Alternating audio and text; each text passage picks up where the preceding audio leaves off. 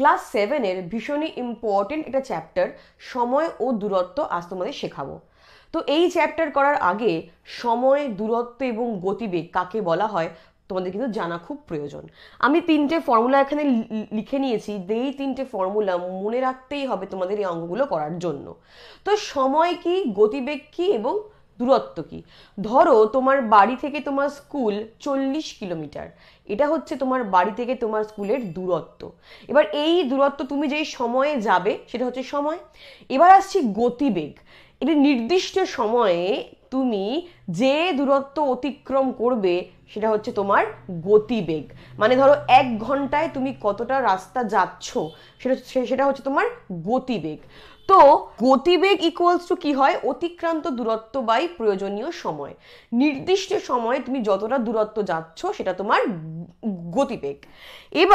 এবার প্রয়োজনীয় সময় যদি আমাদের বের করতে হয়, কি হবে? অতিক্রান্ত দূরত্ব বাই গতিবেগ। ঠিক সেভাবেই অতিক্রান্ত দূরত্ব ইকুয়ালস টু গতিবেগ ইন্টু প্রয়োজনীয় সময়। তো এই 3টে ফর্মুলা তোমাদের মনে রাখতেই হবে অঙ্কগুলো করার সময়। তো চলো আমরা এই চ্যাপ্টারের যে অনুশীলনী রয়েছে সেটা এবার করব। তোমাদের ক্লাস 7-এর অঙ্ক বইয়ের কোষে দেখি 15-এর ফার্স্ট অঙ্ক কি বলেছে দেখো। আমি শনিবার 2 ঘন্টায় 13 কিমি পার ঘন্টা বেগে সাইকেল চালিয়ে কিছুটা পথ গেলাম, কিন্তু রবিবার ওই একই সময়ে 11 কিমি পার ঘন্টা বেগে কিছুটা পথ গেলাম। শনি ও রবিবারের মধ্যে কোন দিন 2 ঘন্টা সাইকেল চালিয়ে কত বেশি পথ গেলাম হিসাব করতে বলা হয়েছে।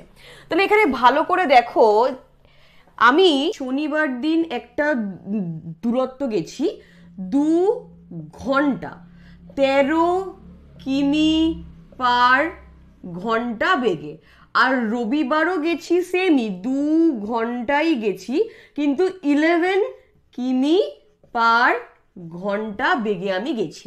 তাহলে আমাকে বের করতে হবে শনিবার আর রবিবার এই দুদিন কত দূরত্ব আমি অতিক্রম করেছি।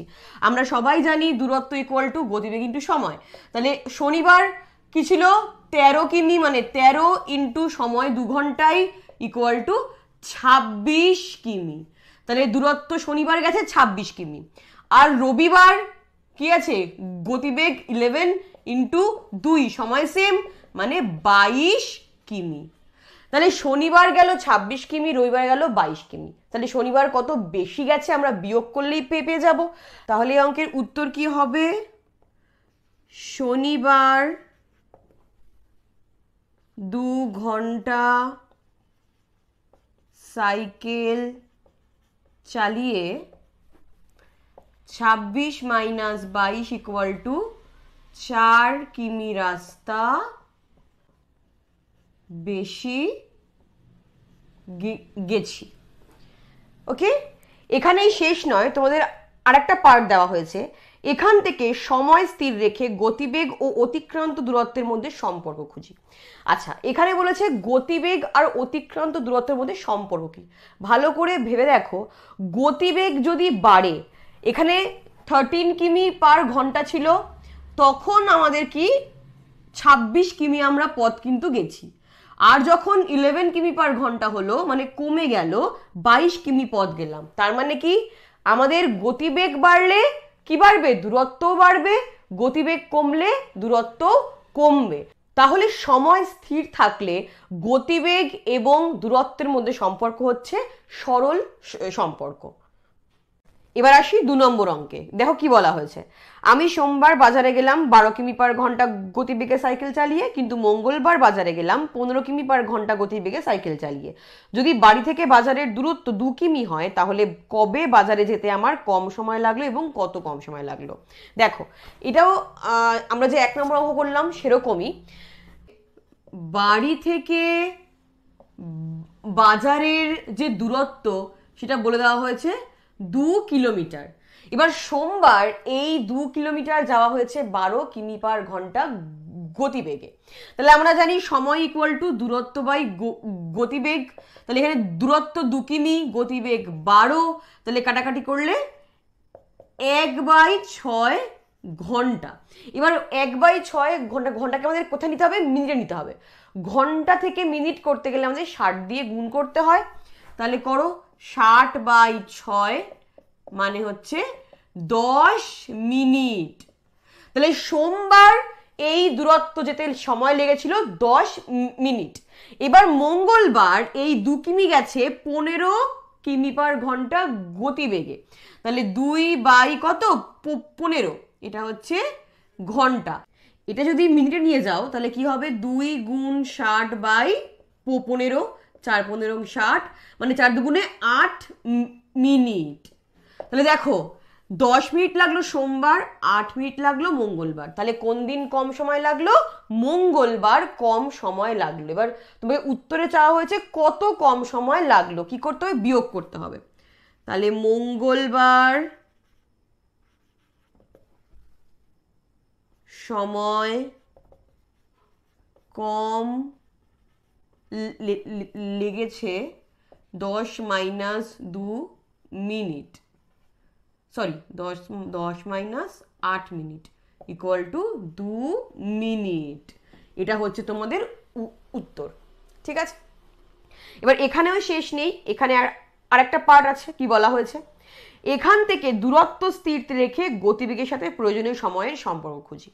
এবার দূরত্ব স্থির থাকবে, গতিবেগ আর সময়ের সম্পর্ক তোমাকে বের করতে হবে। একটু ভালো করে লক্ষ্য করো, গতিবেগ যদি বেড়ে যায়, ধরো আমি কোনো একটা জায়গায় যাব, বেশি গতিবেগে যাচ্ছি, তাহলে কিন্তু আমার সময় কম লাগবে। এখানে দেখো আমরা যখন 12 কিমি পার ঘন্টা গতিবেগে গেলাম তখন আমার কি লাগলো? 10 মিনিট সময় লাগলো। যখন আমার কি হলো, আমার গতিবেগটা বেড়ে গেল, 12 থেকে 15 হয়ে গেল, তখন সময় কিন্তু কমে গেল, 10 থেকে 8 হয়ে গেল। তার মানে গতিবেগ বাড়লে সময় কি হয়ে যায়? কমে যায়। গতিবেগ কমলে সময় কি হয়ে যায়? বেড়ে যায়। তাহলে গতিবেগ আর সময়ের মধ্যে সম্পর্ক ব্যস্তানুপাতিক সম্পর্ক। এবার 4 নম্বর অঙ্ক দেখে নাও।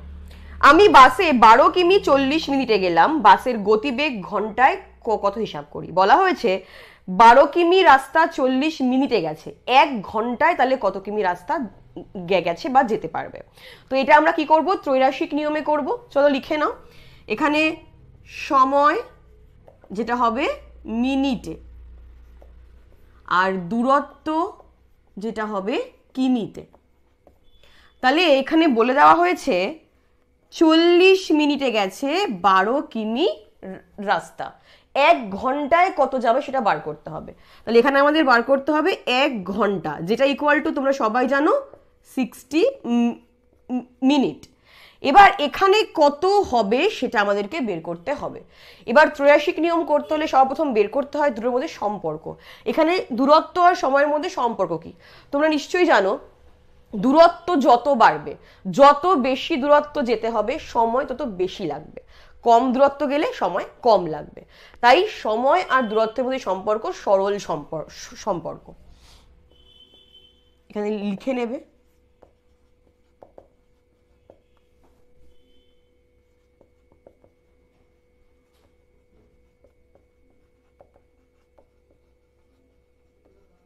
এবার যেহেতু সরল সম্পর্ক, তাহলে আমরা কি করব? 40:60 সমানুপাতি 12 আমরা ধরে নেবো এটা এক্স। এখানে আমরা জানি না এটা কি, আমরা ধরে নেবো এক্স। তাহলে আমরা কিভাবে এটা লিখতে পারবো? 40/60 ইকুয়াল টু 12/x।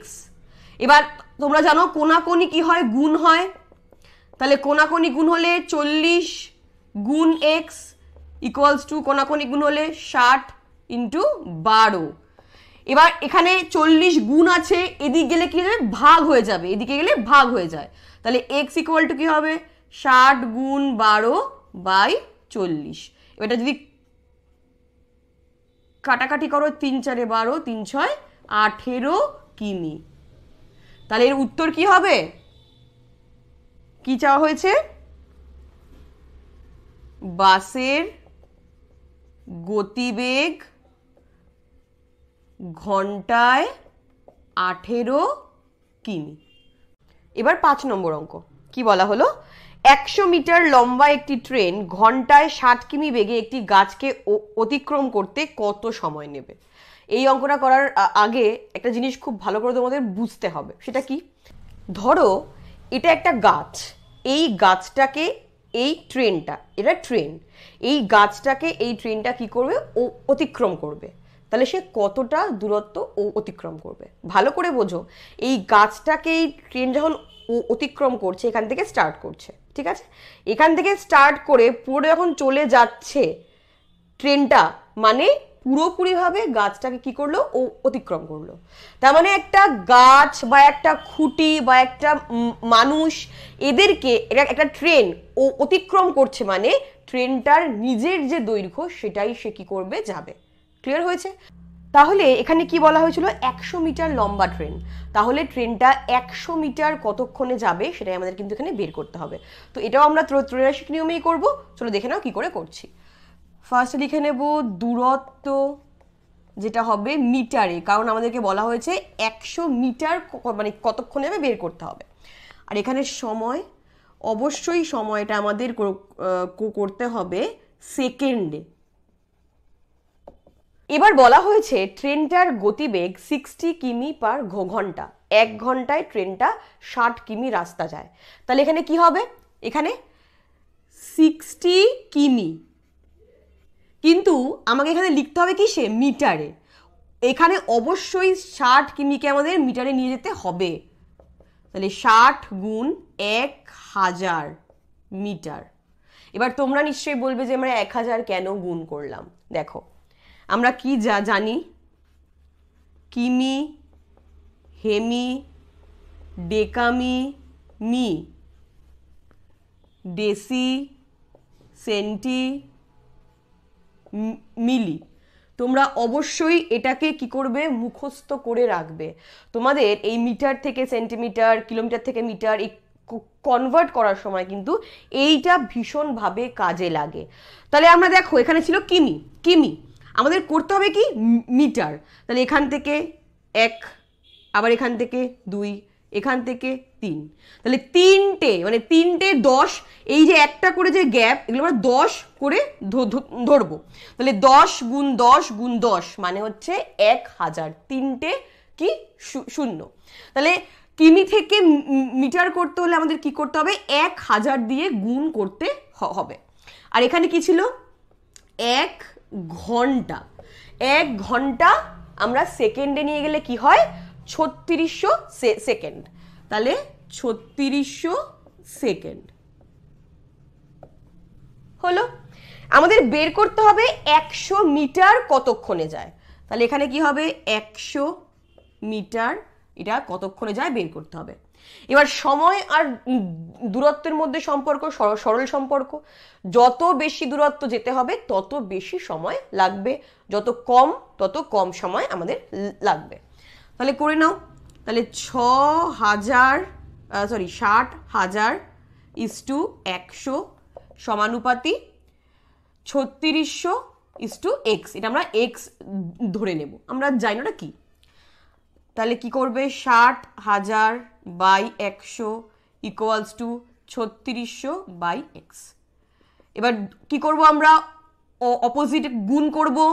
তাহলে 60,000 into x equals to 3600 into 100।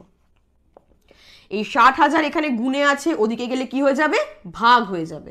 তাহলে এক্স ইকুয়াল টু 3600 গুণ 100 বাই 60,000। শূন্যগুলো কাট করে দাও, 6 6 36।